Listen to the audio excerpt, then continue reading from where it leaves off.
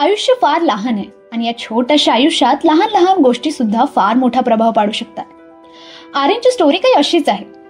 कॉलेजमध्ये सबमिशनच्या वेळेवर जेव्हा आर्यनच्या शिक्षकाने त्याला रागवले आणि रागाच्या भरात पुस्तक फेकून मारले, यात फारसं असं काही विशेष नव्हतं. घरी परतताना आर्यन गंभीर विचारात पडला.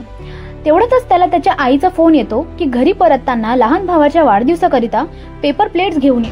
पण आर्यनच्या लक्षात येतं की आईने दिलेले पैसे त्याने हरवले. यानंतर लगेचच त्याला खाली पडलेला पेपर दिसतो.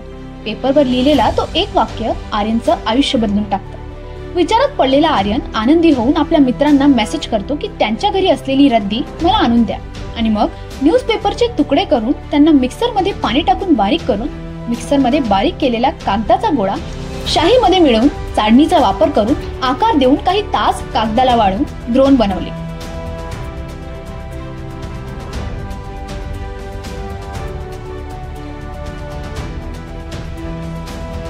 आर्यननी स्वतः बनवलेल्या प्लेट्स जेव्हा तो दुकानात विकायला गेला तेव्हा त्याच्या लक्षात आलं की त्यांनी मेहनतीने बनवलेल्या वस्तूची किंमत त्याला फार कमी मिळाली.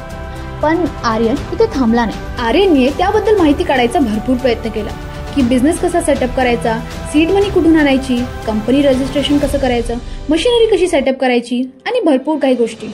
पण ही सगळी माहिती काढताना आर्यन पुन्हा गोंधळला आणि हा अनुभव, त्याचे प्रयत्न, त्याचे प्रश्न घेऊन तो पुन्हा तिथेच परततो जिथून हे सगळं सुरू झालं.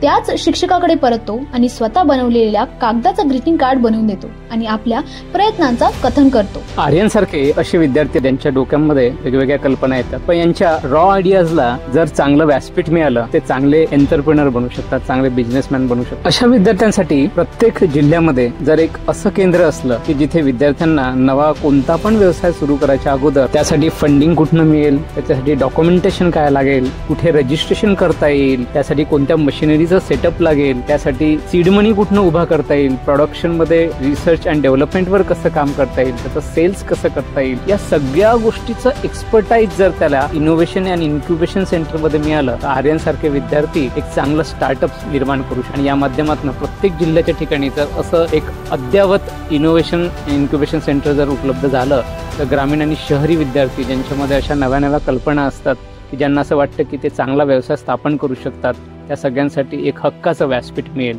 आणि त्यातनं नवे चांगले उद्योजक निर्माण होतील.